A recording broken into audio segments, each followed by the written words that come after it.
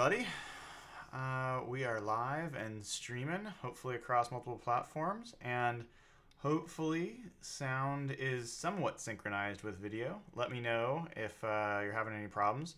I'm going to go ahead and jump into the chat, make sure I monitor that. And I'm also going to get on to...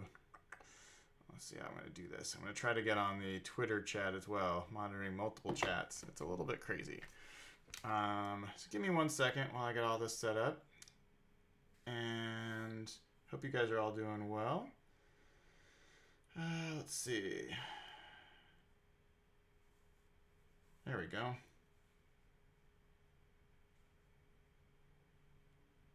All right, turn down the volume. And... Great. Okay, I think I've got them all up. So if you guys have questions, feel free to ask them.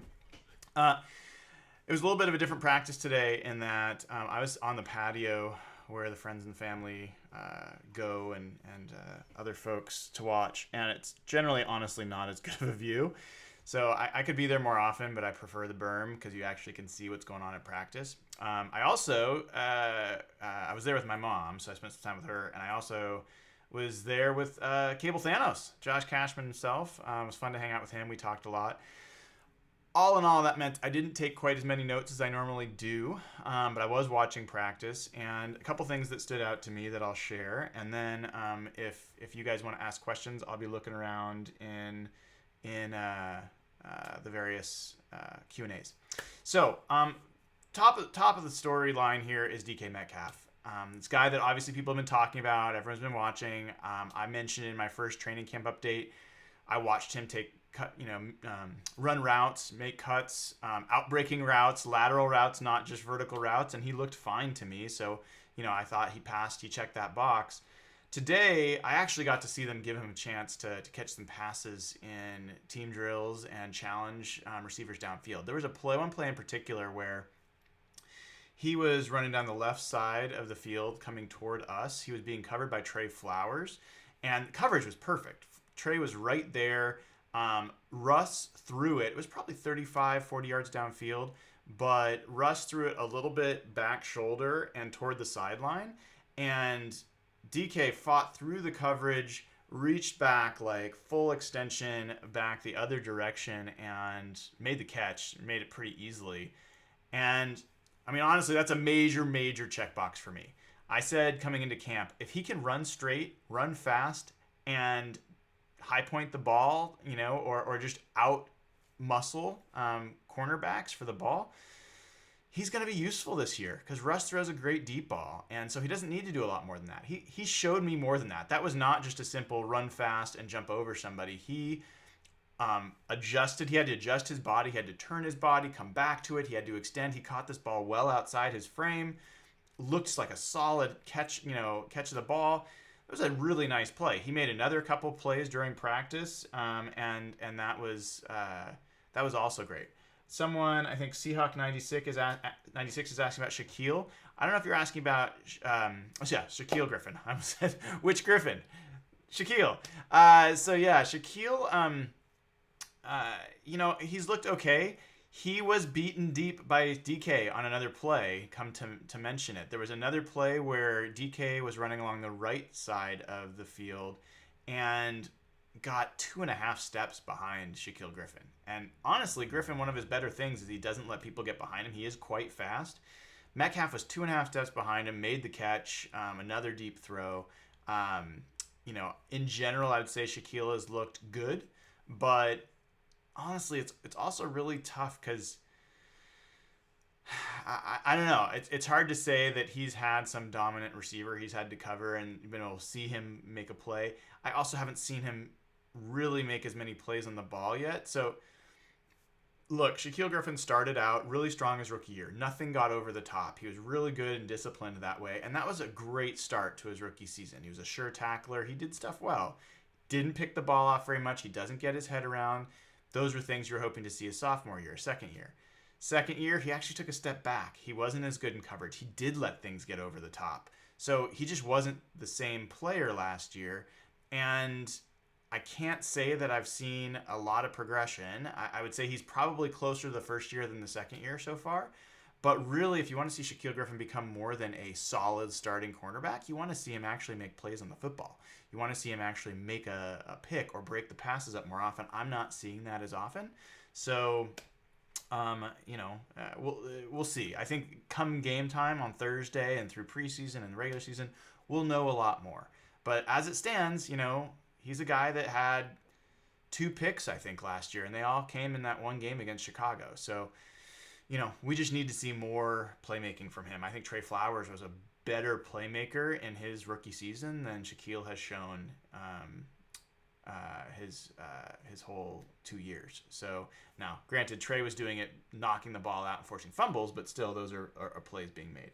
We've got a question here from somebody, Buchanan. Was the D-line able to get any pressure? Anyone stand out?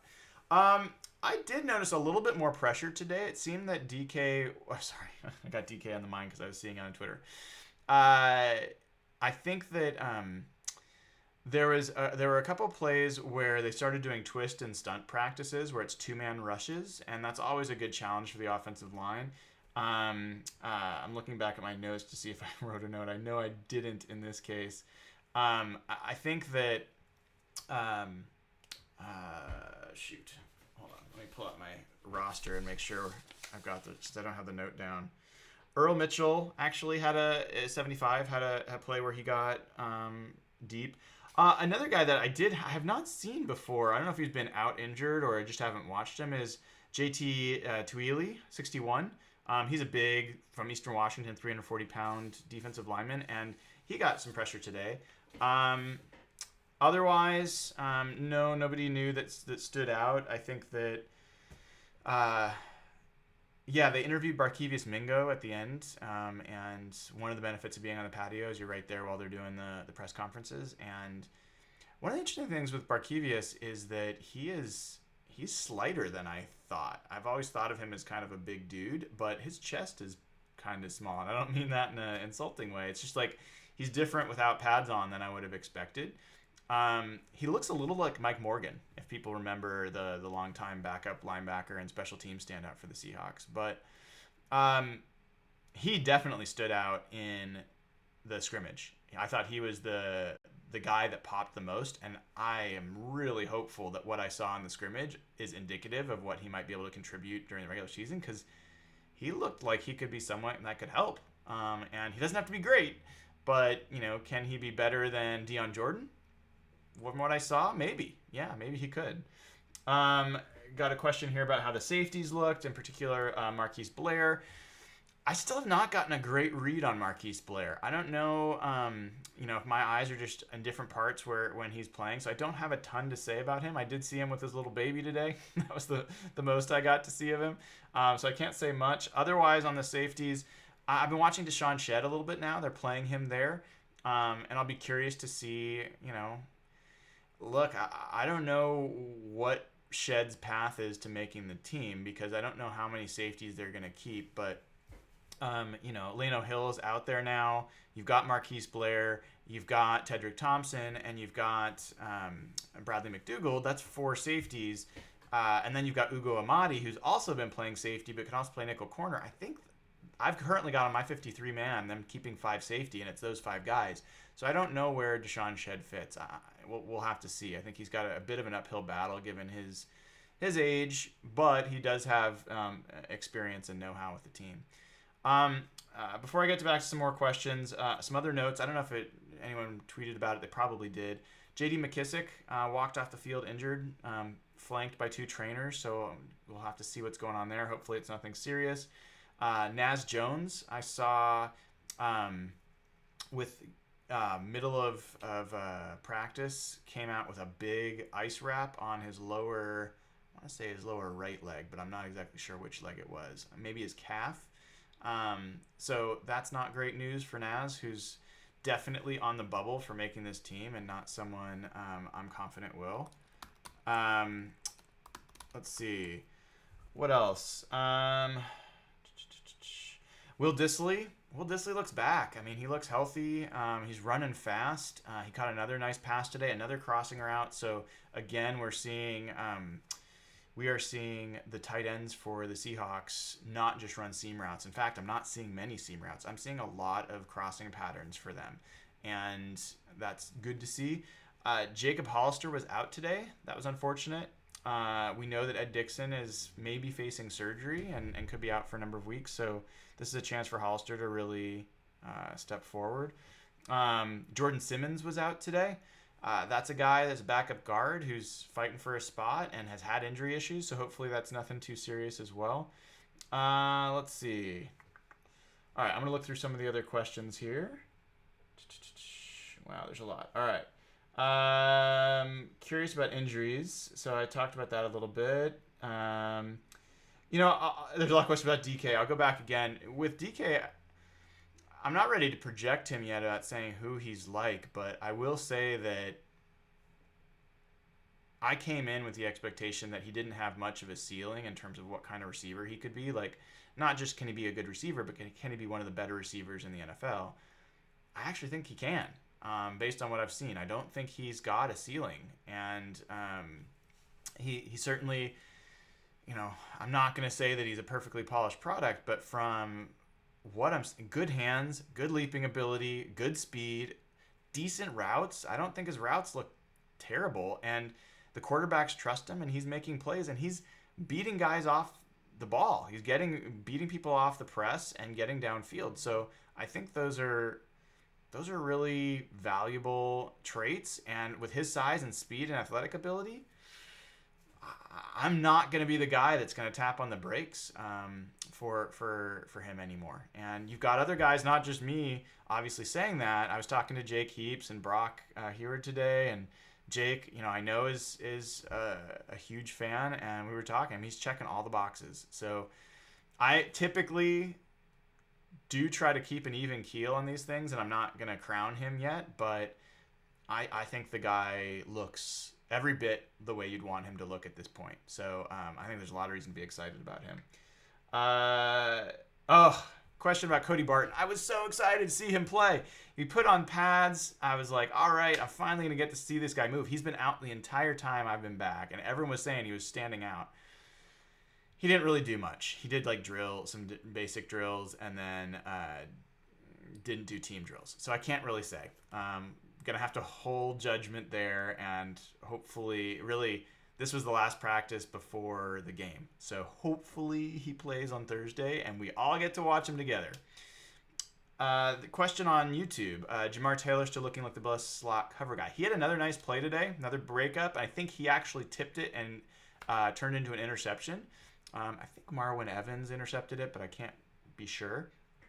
In any event, I think Jamar Taylor still is looking good. Akeem King got abused by DK in one of the 1v1 pass drills.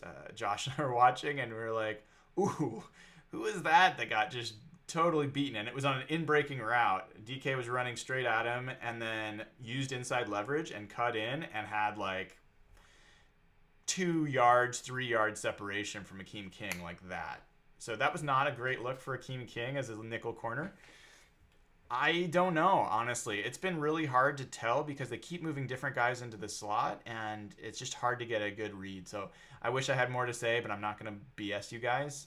I don't know there. It seems like Akeem King is the person they're leaning towards. I think that Jamar Taylor, to me, has looked like the best nickel corner they've got, but we'll see on Thursday. I think that's a good place to check things out. Evan Hill has joined the chat. He's a longtime fan, a first-time caller, and he wants to know. He says that Gary Jennings is making the roster over CJ Procise.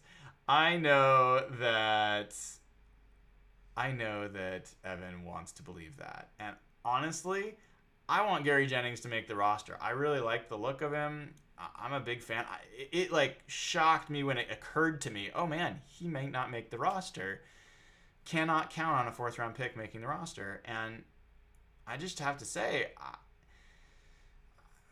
that's how I see it right now. I see them having more need and more value for CJ Procise than what would be a 6th receiver that does not play special teams. So I don't know. I think the story about Gary Jennings is going to emerge. Nobody's talking about it other than me right now. I'm not uncomfortable about that. We'll see how it turns out.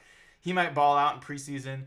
Pro sites could easily get injured. They could decide to keep different numbers at different positions. Who knows? But guys, if you really look at the pass targets for the Seahawks, they only pass to 3 guys. That's it at the receivers. They don't. The fourth receiver in this offense generally gets like 19 targets a year, like a season. So then that's the fourth receiver. You get to the fifth receiver, you're talking about like 3 targets. And a 6th receiver, like, it just doesn't make sense. So I don't think they're going to keep 6 receivers. I still think Malik Turner's ahead of Gary Jennings. Malik Turner, I think, is a more polished receiver, and he's a much better special teams player. He is their best gunner. He is really, really looking impressive. Nobody's talking about it. I am talking about it. Malik Turner looks like a real difference maker as a punt coverage gunner, and I think that's exciting. So anyway, that's where I see things shaking out there. Let's see. Someone's mentioning about Collier. Have not seen him yet. Pete mentioned yesterday at a press conference, or not a press conference, but on I think the NFL Network, that LJ Collier might be back as soon as next week. And now I think there's news today that there's good chance he'll be back for the regular season. Wow, that is awesome. That does change the calculus for the defensive line. And I think that's going to make it hard for, they're going to have to, there's Cassius Marsh, there's Jacob Martin, there's LJ Collier, there's Rasheem Green, there's Barkevious Mingo, there's Quentin Jefferson who plays end some, and then you've got Collier who plays end some. They're not going to keep all those guys, not including Ezekiel Ansah, so anyway, like, they're not going to keep 8 edge rushers. So now I think you've got to start thinking about, does that mean that maybe Cassius Marsh is at risk, or maybe Rasheem Green is at risk? I don't know, because Rasheem Green has not been the best of those guys. Cassius Marsh, Jacob Martin certainly flash more than he does. It would be a shock if Rasheem Green does not make this team. But you at least have to ask the question right now. Based on what his production is. So I'm going to have to go back through the roster and look at that, but I don't know how that's going to play out. Question about Jazz Ferguson. Yeah, I think that he has been the surprise of camp for me, to be totally honest. One, it took a while to get used to him at that size, and with that number, 87, he just looks like a tight end. And then I'm like, okay, no, he's a receiver. And then seeing him, then you're like, all right, he's a 6'5", 200+ pound guy. He's going to be a lumbering, whatever. He's pretty nifty when he gets the ball. The spin move I saw him put on in midfield was really athletic. And then he's just been making plays and plays and plays, and he keeps doing it. So I don't think there's any chance that he makes the roster. I do think that he is a really, really strong candidate for the practice squad. And again, this is why when you talk about a guy like Gary Jennings, you're very likely going to have a Jazz Ferguson and a John Ursua on the practice squad. You're going to have good receivers on the practice squad. And I don't know that Gary Jennings is the guy you'll be able to stash on the practice squad. So someone else might sign him. Anyway, I just think they have a lot of interesting receivers. They're flush there. And I think Ferguson would be a guy I really would expect to have a really solid preseason. Expect him to stand out. Let's see. All right. Can I answer a couple more questions here? Safeties, we talked about that. Has Tedrick's read and recognition improved? Not that I've seen. I heard somewhere him talking about how he wants to be, in the conversation with the best safeties in the game. I don't see it. I hope I would love to have him just shove that in my face later and be like, look how good I am. I'm making all these plays. I don't see it, guys. I just don't see it. So hopefully, I think he is a slightly below average starting safety. I don't think he's a terrible starting safety, but I don't think he's even an average starter from my assessment so far.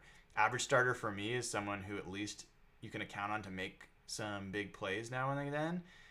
I don't see him doing that. It's very, very rare. Who do you think will be the 5th receiver? I just talked about that. I've got Malik Turner. So I've got it as Tyler Lockett,